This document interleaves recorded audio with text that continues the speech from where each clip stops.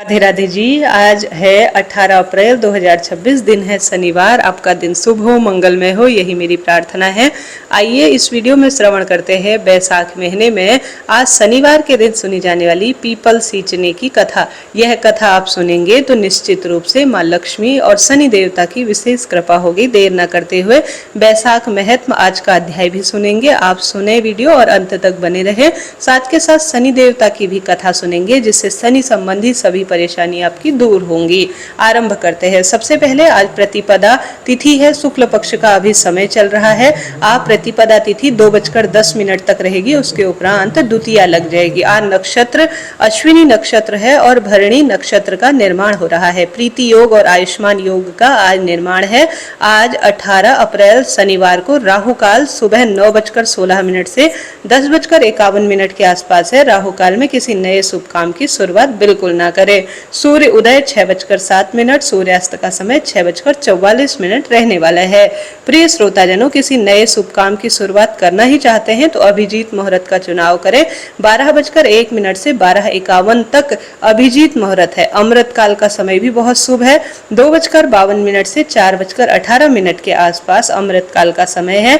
यह समय सबसे श्रेष्ठ है हर एक कार्य की सिद्धि का। इसके साथ साथ शुभ का चौघड़िया सुबह हो रहा है, जो कि सर्वश्रेष्ठ है, 7:42 से 9:16 के आसपास। तो इन शुभ मुहूर्तों का लाभ उठाएं और भाग्य की रेखाओं को प्रबल करें। अब आइए, मैं इसी समय आप सभी को रोज सुनाती हूँ बैसाख महत्म, आज का पंचांग और नित्य नियम की कथाएं। तो उन्हें आप सुनना चाहते हैं तो चैनल को सब्सक्राइब करें। सबसे पहले आइए पीपल देवता की कथा सुन लेते हैं।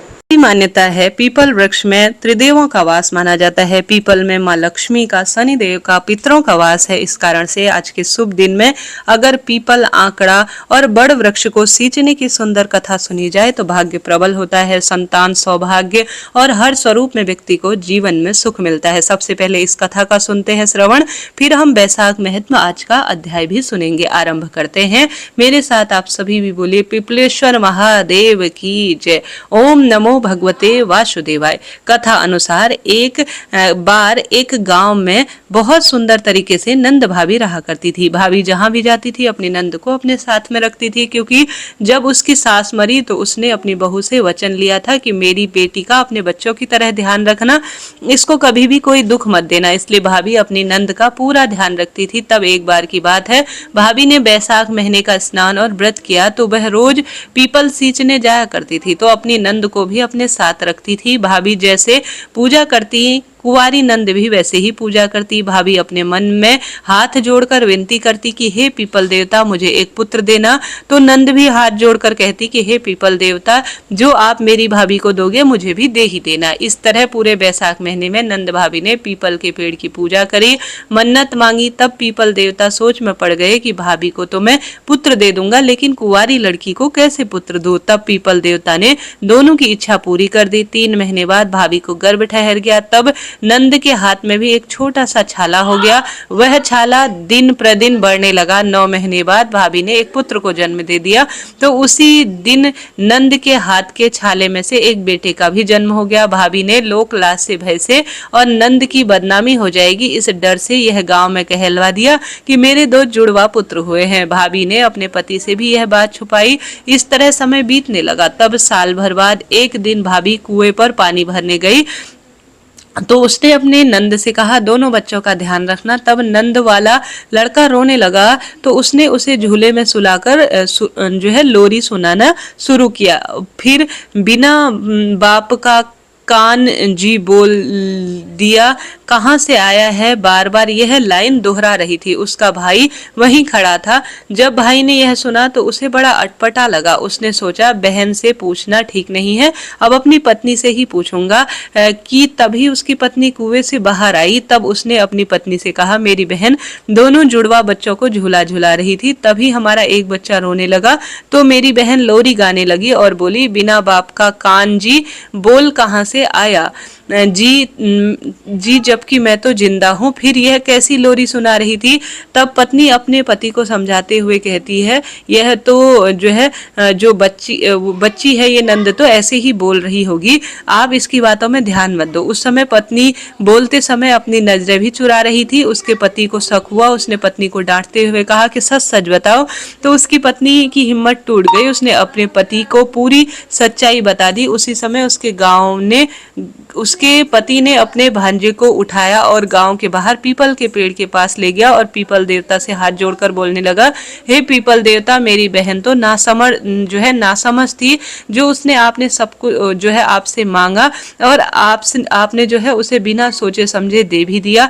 लेकिन हे पीपल देवता, अब आप अपनी अमानत वापस ले लीजिए। अगर गांव में यह बात फैल गई कि कुंवारी लड़की के बेटा हुआ है तो पूरे गांव में मेरी जो है जगह जगह जग हसाई होगी और खूब बदनामी हो जाएगी। कोई भी मेरी बहन से ब्याह नहीं करेगा। ऐसा कहकर भाई करुण रोदन करने लगा। उसके करुण रोदन को सुनकर पीपल देवता का हृदय पिघल गया। तभी पीपल के पेड़ से जो है दो फाड़ हो गए और वह बच्चा उस पेड़ में समा गया। उसके बाद पीपल के पेड़ वापस से जुड़ गए, लेकिन पेड़ के आसपास चबूतरे में भारी दरार आ गई। उसके बाद भाई वापस घर गया। उसने आते ही अपनी बहन के लिए योग्य वर ढूंढने में जो है समय अपना पूरा लगा दिया। सुबह जब गांव वालों ने पीपल के पेड़ के पास चबूतरे पर भारी दरार देखी तो सभी लोग तरह तरह की बातें करने लगे। कोई कहने लगा कि पीपल के पेड़ में भगवान विष्णु और माता लक्ष्मी प्रकट होंगे, तो कोई कहने लगा पीपल के पेड़ में से शनिदेव आज प्रकट होंगे। कोई कह रहा था यहाँ भूत पिशाच रहते हैं।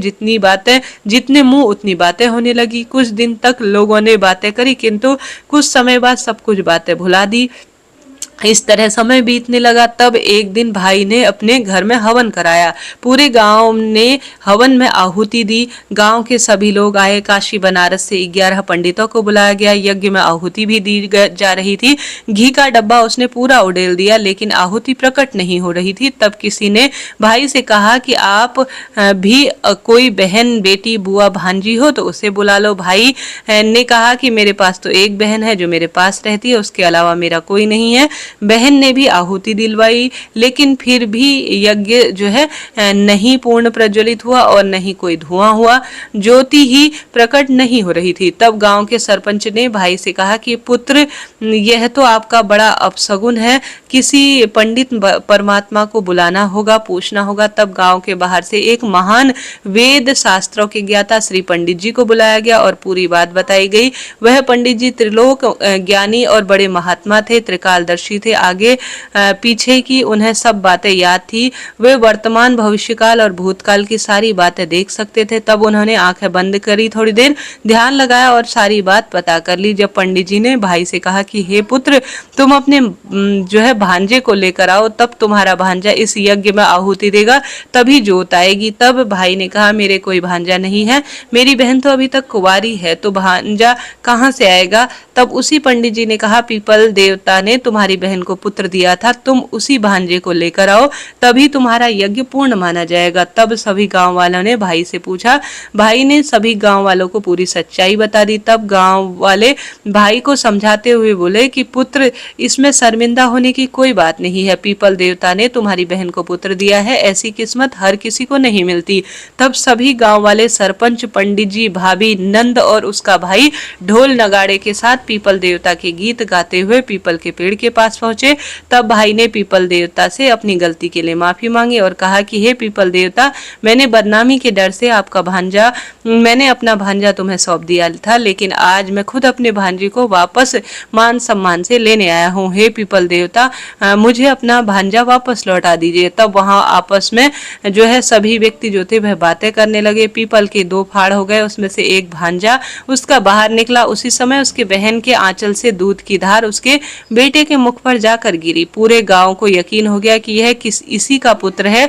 तब सभी ने धूमधाम से गाजे बाजे बजाए, साथ ही पीपल देवता के गीत गाते हुए पुत्र को घर ले गए। जैसे ही भांजे ने यज्ञ में आहुति दी, ज्वाला इतनी ऊंची उठी कि सभी लोग आश्चर्यचकित हो गए। तब उस समय उसका भाई पूरी नगरी में ढिढोरा पिटवा दिया कि बैसाख माह में पीपल जो है पेड़ को सींचने से निर्धन को धन मिलता है, निसंतान को संतान सुख मिलता है, कुंवारों को अच्छा घरवर मिलता है, बुजुर्ग बुजुर्गों को बैकुंठ में वास मिलता है। उन दिनों के बाद जिसने भी यह बात सुनी, बैसाख महीने का खूब सुंदर स्नान किया और व्रत किया, साथ में पीपल पेड़ को सब सींचने लगे। ऐसा करने से मनुष्य को इस लोक में सुख और मरने के बाद परलोक में परम धाम की प्राप्ति होने लगी। हे पीपल देवता, जैसे आपने सब सुख उन नंद भाभी को दिए, वैसे सबको देना। कहानी कहने वाले, सुनने वाले और हुंकारा भरने वाले जो है सभी का आज कल्याण करना। प्रेम से बोलिए पीपल देवता की जय। ये आज बैसाख महीने के शनिवार की ये पीपल सींचने की कथा मैंने बताई। अब बैसाख महीने का आज 17वां अध्याय हम पढ़ेंगे। इससे पहले रोज मैं इसी समय 16 अध्याय रोज नित्य नियम से आपको एक एक करके सुना रही हूँ। 17वें अध्याय में लिखा गया है, ब्रह्मा जी कहने लगे, जो बैसाख धर्म का पालन करता है और उसके गुणों का गान करता है, उस पर भगवान प्रसन्न होते हैं। ब्रह्मा जी कहते हैं, हे यम, उस राजा पर कोई भी किसी भी तरह से गलत प्रभाव नहीं, क्योंकि विष्णु के भक्त का अशुभ करने की किसी में क्षमता नहीं है। उनके भक्तों को जरा, मृत्यु, व्याधि का कुछ भी भय नहीं होता। सेवक को स्वामी ने जिस काम के लिए नियुक्त किया है, जब तक उसमें शक्ति है, किए जाने योग्य वह है, जब तक वह करने की शक्ति रख रहा है, तो स्वामी से निवेदन कर दे, उसी समय उस उऋण हो जाएगा उस ऋण से, और उसे कोई दोष स्वामी का कार्य करने का नहीं लगता। अपना कर्तव्य कार्य करने में प्राणियों को कोई दोष नहीं लगता। हे यम, जब तुम इस कार्य को करने में असमर्थ हो तो तुम्हारा दोष क्या है? जब ब्रह्मा जी ने ऐसा कहा तो यम अत्यंत दुखी होकर अश्रुपात करने लगा तथा अत्यंत दीन वाणी से बोला कि हे पितामह, आपकी सेवा से मुझको सब कुछ मिला है, परंतु अब मुझे अपने काम पर जाने का तब तक इच्छा नहीं हो रही है जब तक भूमंडल पर यह राजा राज्य कर सकता है। जब तक इस राजा को इस कार्य में से चलायमान नहीं कर देता, मुझको विश्वास प्राप्त नहीं होगा। आप मेरे इस कार्य को सिद्ध कर दीजिए, तभी मैं अपने शासन कर सकूंगा। यम की यह बात सुनकर ब्रह्मा जी सोच में पड़ गए। थोड़ी देर बाद विचार करके ब्रह्मा जी ने यम को समझाते हुए बोला कि हे यम, इस वैष्णव धर्म में पारायण राजा का निग्रह तू नहीं कर सकता, और यदि क्रोधवश तू नहीं मानता है तो चल भगवान विष्णु के पास चलते हैं, जैसी वह आज्ञा करेंगे वैसा होगा। ऐसा कहकर ब्रह्मा जी यम के साथ लेकर क्षीर सागर की ओर निकल पड़े और निर्गुण रूप परमेश्वर अद्वितीय पुरुषोत्तम भगवान के सांख्य योग से स्तुति करने लगे। इस प्रकार की स्तुति पर श्री विष्णु भगवान प्रकट हुए और गंभीर वाणी से कहने लगे कि तुम्हारे आने का क्या कारण है? क्या तुम राक्षसों द्वारा सताए गए हो? यम का मुख मलिन और कंधे क्यों झुके हुए दिखाई दे रहे हैं? तब ब्रह्मा जी कहने लगे, हे प्रभु, राजा कीर्तिमान की आज्ञा अनुसार उनके शासक में सभी मनुष्य बैसाख के धर्मों का पालन करके विष्णु पद को प्राप्त करते जा रहे हैं। इस कारण जब सारी यमपुरी खाली हो गई है तो यम युद्ध करने के लिए राजा के पास गया और अपना दंड उठाकर राजा को मारने लगा, तो आपके सुदर्शन चक्र से उसको परास्त कर दिया गया। अब वह दुखी होकर मेरे पास आया है। हे महाप्रभु, आप राजा को दंड देकर यम से रक्षा कीजिए। ब्रह्मा जी की यह वार्ता सुनकर भगवान कुछ हंसकर कहने लगे कि हे ब्रह्मा जी, यम और मैं लक्ष्मी जी अपनी देह और प्राण का त्याग कर सकता हूँ। हे वत्स, कौतुब मणि और बैजंती माला का त्याग कर सकता हूँ। श्वेत दीप, बैकुंठ, क्षीर सागर, गरुड़ और शेष नाग को छोड़ सकता हूँ, परंतु अपने भक्तों को मैं नहीं छोड़ सकता। आप ही सोचिए, जिन्होंने मेरे लिए सर्वस्व त्याग कर दिया है, अपनी आत्मा मुझ में लगा दी है, मैं उनको कैसे त्याग सकता हूँ? फिर भी हे यम, मैं तेरे दुख को दूर करने का उपाय बताता हूँ। इस राजा की आयु मैंने 10,000 वर्ष कर दी है, इसमें 8,000 वर्ष बीत चुके हैं। अब 2,000 वर्ष की आयु भोगकर यह मेरे सायुज्य मुक्ति को प्राप्त होगा। तब वेन नाम के एक राजा बड़े अत्याचारी और दुराचारी होंगे और सब वेदोक्त धर्मों का नष्ट करने वाले होंगे। बैसाख धर्म भी लोप हो जाएगा। फिर मैं पृथु का अवतार लेकर पुनः धर्म की स्थापना करूंगा और बैसाख मास धर्म में मैं मनुष्यों से करवाऊंगा। जो मेरे भक्त हैं उनमें मुझ में ही अपना ध्यान लगा दिया है और सर्वस्व त्याग दिया है। वह कोई हजारों में से एक ही होता है, उसको ही बैसाख धर्म करना चाहिए। बहुत थोड़े मनुष्य पृथ्वी पर मेरे इस धर्म को जानने वाले हैं। हे यम, तुम मेरे इसी प्रकार से किसी भी रूप में तुम्हारे जो है उस राजा से भय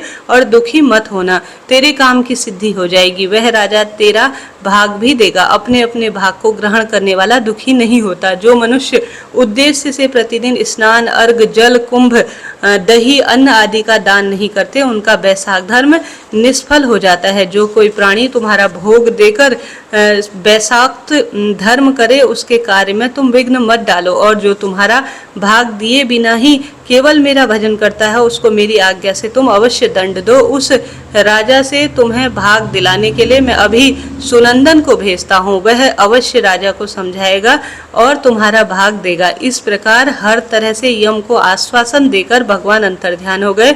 यम भी प्रसन्नता से अपनी पुरी की ओर लौट आया और भगवान विष्णु की आज्ञा से जैसे सुनंदन ने राजा को समझाया, सभी ने बैसाख माह के धर्मों में यम को भी भाग दिया। इसलिए बैसाख माह में प्रतिदिन यम देवता के निमित्त स्नान करके अर्घ्य इत्यादि दिया जाता है। जो प्रिय श्रोताजनों, मैं हमेशा हर वीडियो में आपको बतलाती हूँ कि बैसाख महीने में यम देवता के निमित्त ही जल दान का श्रेष्ठ प्रावधान है। ये मैंने पिछले साल ही पढ़ लिया था और इस साल भी मैंने आपको बतलाया था। तो यहाँ पर आज ये 17वें अध्याय में वर्णन आ गया है। अभी तक आपने यम देवता के निमित्त इस महीने जलदान नहीं किया तो करिएगा। अब इसमें आगे लिखा गया है, नहीं तो बैसाख के सब कर्म निष्फल हो जाएंगे। बैसाख की पूर्णिमा को सबसे पहले यमराज के निमित्त जल का घड़ा, दही, अन्नदान करना चाहिए। फिर पितरों और गुरु के निमित्त, भगवान के निमित्त शीतल जल, दही, तांबूल, अन्न, दक्षिणा और फल कासे के पात्र में रखकर भगवान को अर्पित करे। इस प्रकार राजा अपनी आयु को भोगकर अपने पुत्र पौत्र आदि समेत समस्त रूप में बैकुंठ को चला गया। जब वह राजा बैकुंठ को चला गया तो वेन नाम का एक महापापी और नीच हुआ। उसने सब धर्मों तथा बैसाख के धर्मों को भी लोप कर दिया। इत श्री बैसाख महत्म 17 अध्याय समाप्त। प्रिय श्रोताजनों, इस तरह से यह 17 अध्याय आज समाप्त हुआ। कितनी सुंदर बात है। यमराज भी उस व्यक्ति से डरते हैं, उस जो है छोटे व्यक्ति से लेकर राजा तक यमराज डरते हैं जो बैसाख महीने में स्नान, ध्यान, दीपदान, जलदान इत्यादि करता है। इसलिए इस बैसाख महीने की महत्वता सबसे अधिक कही गई है। जो इस व्यक्ति नियम से रहता है, पूर्ण ब्रह्मचर्य का, प्रभु जी का ध्यान करता है, पालन करता है, नियमों से रहता है, श्री नारायण स्वयं उसकी रक्षा करते हैं और यम भी उस व्यक्ति से डरते हैं। जलदान जरूर करें। अब आइए, आज शनिवार है, शनि देवता की कथा सुन लेते हैं। प्रेम से बोलिए हर हर महादेव। चैनल को सब्सक्राइब करें, इसी तरह से रोज सुनाती हूँ दिव्य कथाएं। बोलिए शनिदेव महाराज की जय। जय जय जय शनिदेव तुम्हारी, भक्तन के तुम बड़े हितकारी, सूर्य पुत्र प्रभु छाया में है तारी। जय जय जय शनिदेव तुम्हारी। श्री शिवाय नमस्तुभ्यम। जय श्री शनिदेव महाराज। आज है न्याय के देवता शनिदेव का दिन। सुंदर महादेव और शनि देवता की कथा का वीडियो में श्रवण करेंगे। साथ ही शनिवार के दिन कही जाने वाली व्रत की कथा का भी सुंदर श्रवण करेंगे। आरंभ करते हैं। जैसा कि न्याय के देवता कहलाने वाले शनिदेव को प्रसन्न करने के लिए शनिवार को उनकी खास पूजा अर्चना की जाती है। दरअसल शनिवार का दिन शनि देवता को ही समर्पित माना जाता है। कहते हैं कि शनि देवता की वक्र दृष्टि से इंसान तो क्या, सृष्टि के रचयिता भी बच नहीं सकते। प्रकृति के संचालन के लिए उन्हें भी प्रकृति के नियमों का पालन करना होता है। पौराणिक कथा के अनुसार शनिदेव की वक्र दृष्टि से भोलेनाथ भी बच नहीं पाए थे। शनिदेव अगर किसी पर प्रसन्न हो जाते हैं तो भक्त का जो जीवन है धन धान्य से भरपूर हो जाता है। अगर शनिदेव कुपित हो जाते हैं तो उनके जीवन में दुर्दिन शुरू हो जाते हैं। इस तरह से यह भोलेनाथ और शनिदेव की पौराणिक कथा है। आरंभ करते हैं। भगवान भोलेनाथ पर शनिदेव की कुदृष्टि को लेकर एक पौराणिक कथा प्रचलित है। कथा के अनुसार एक बार शनिदेव अपने आराध्य भोलेनाथ के दर्शनों के लिए कैलाश पर्वत पर पहुंचे थे। उन्होंने भगवान भोलेनाथ को प्रणाम कर पहले उनसे आशीर्वाद लिया। फिर शनिदेव ने भगवान शिव को विनम्र भाव से बताया कि कल आपकी राशि में मेरा वक्र अर्थात दृष्टि पड़ने वाली है। इस पर भोलेनाथ आश्चर्यचकित हुए और पूछा कि कितने वक्त के लिए शनिदेव की दृष्टि उनकी राशि में रहेगी। इस पर शनिदेव ने 1.25 पहर तक ऐसा रहने की बात कही। शनिदेव की बात सुनकर भोलेनाथ की कुदृष्टि से बचने के लिए उपाय सोचने लगे और अगले दिन वह कैलाश पर्वत से पृथ्वी पर आ गए। इस दौरान उन्होंने वक्र दृष्टि से बचने के लिए हाथी का रूप धर लिया। सूर्यास्त के बाद जब वक्र दृष्टि का समय अर्थात प्रहर बीत गया तो शिवजी दोबारा अपने वास्तविक रूप में आ गए और प्रसन्न होकर कैलाश पर्वत पर लौटे। जब शिव जी कैलाश पर्वत पर पहुँचे तो वहाँ पहले से ही शनिदेव महाराज विराजमान थे। इस पर शिव जी ने शनिदेव को देखकर कहा कि आपकी वक्र दृष्टि का मुझ पर कोई असर नहीं हुआ। इस पर शनिदेव ने प्रभु से क्षमा मांगते हुए कहा कि मेरी वक्र दृष्टि के कारण ही आपको देव योनि से पशु योनि में पृथ्वी लोक पर इतने वक्त तक वास करना पड़ा। शनिदेव की यह बात सुनकर भगवान भोलेनाथ मुस्कुरा दिए और उन्होंने शनिदेव को अपना आशीर्वाद दिया। इस तरह से यह प्रथम कहानी कही जाती है। अब जानते हैं शनिवार के दिन सुनी जाने वाली सुंदर कथा। एक समय स्वर्गलोक में सबसे बड़ा कौन, इस पर प्रश्न पर नवग्रहों में विवाद हो गया। विवाद इतना बढ़ गया कि भयंकर आपस में ही युद्ध की स्थिति बन गई। निर्णय के लिए सभी देवी देवता देवराज इंद्र के पास पहुंचे और बोले, हे देवराज, आपको निर्णय करना होगा कि हम में से सबसे बड़ा कौन है। देवताओं का प्रश्न सुनकर देवराज बड़े उलझन में पड़ गए। इंद्र बोले, मैं इस प्रश्न का उत्तर देने में असमर्थ हूँ। हम सभी पृथ्वी में उज्जैनी नगरी में राजा विक्रमादित्य के पास चलते हैं। देवराज सहित सभी ग्रह जो है उज्जैनी नगरी पहुंचे। महल में पहुंचकर जब देवताओं ने उनसे अपना प्रश्न पूछा तो राजा विक्रमादित्य भी कुछ देर के लिए परेशान हो उठे, क्योंकि सभी देवी देवता अपनी शक्तियों के कारण महान थे। किसी को छोटा या बड़ा कह देने पर उनको क्रोध से बहुत अधिक सामना करना पड़ सकता है। अचानक राजा विक्रमादित्य को एक उपाय सूझा। उन्होंने विभिन्न धातु स्वर्ण, रजत, कांसा, ताम्र, सीसा, रागा, जस्ता, अभ्रक व लोहे के 9 आसन बनाए। धातुओं के गुणों के कारण सभी को एक दूसरे के जो है आगे पीछे रखवा दिया। उसमें देवताओं को अपने अपने सिंहासन पर बैठने के लिए कहा। देवताओं के बैठने के बाद राजा विक्रमादित्य ने कहा, आपका निर्णय तो स्वयं हो गया है। जो सबसे पहले सिंहासन पर विराजमान है वह सबसे बड़ा है। राजा विक्रमादित्य के निर्णय को सुनकर शनि देवता ने सबसे पीछे आसन पर बैठने के कारण अपने को छोटा जानकर क्रोधित होकर, राजा विक्रमादित्य, तुमने मुझे सबसे पीछे बैठाकर मेरा अपमान किया है। तुम मेरी शक्तियों से परिचित नहीं हो क्या? अब मैं तुम्हारा सर्वनाश कर दूंगा। शनिदेव ने कहा, सूर्य एक राशि पर महीने और चंद्रमा 2.25 दिन, मंगल 1.5 महीने, बुध और शुक्र 1 महीने, बृहस्पति 13 महीने रहते हैं, लेकिन मैं किसी राशि पर 7.5 वर्ष 7.5 तक रहता हूँ। बड़े बड़े देवताओं को भी मैं अपने प्रकोप से पीड़ित कर सकता हूँ। राम को 7.5 के कारण ही वन में जाकर रहना पड़ा और रावण को 7.5 के कारण युद्ध में मृत्यु का शिकार होना पड़ा। राजा, अब तू भी मेरे भयंकर प्रकोप से बच नहीं सकेगा। इसके बाद अन्य ग्रहों के देवताओं को प्रसन्नता के साथ तो चले गए, परंतु शनिदेव बहुत क्रोधित होकर वहां से विदा हुए। राजा विक्रमादित्य पहले की तरह ही न्याय करते रहे। उन्होंने राज्य में सभी स्त्री पुरुष बहुत आनंद से जीवन व्यतीत कर रहे थे। कुछ ही दिन बीते थे कि उधर शनिदेव अपने अपमान को भूले नहीं थे। विक्रमादित्य से बदला लेने के लिए एक दिन शनिदेव ने घोड़े के व्यापारी का रूप धारण किया और बहुत ही घोड़े के बड़े व्यापारी के रूप में उज्जैन नगरी पहुंचे। राजा विक्रमादित्य ने राज्य में किसी घोड़े व्यापारी के आने का समाचार सुना तो अश्वपाल को कुछ घोड़े खरीदने के लिए भेजा।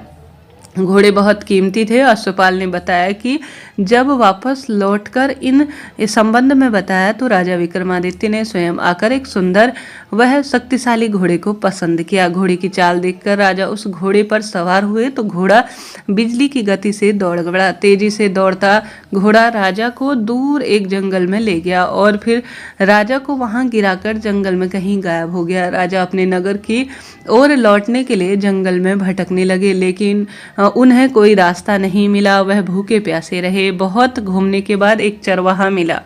राजा ने उसे पानी मांगा। पानी पीकर राजा ने उसे चरवाहे को अपनी अंगूठी दे दी और रास्ता पूछकर जंगल से वापस नगर की ओर पहुंचे। राजा ने एक सेठ की दुकान पर बैठकर कुछ देर आराम किया।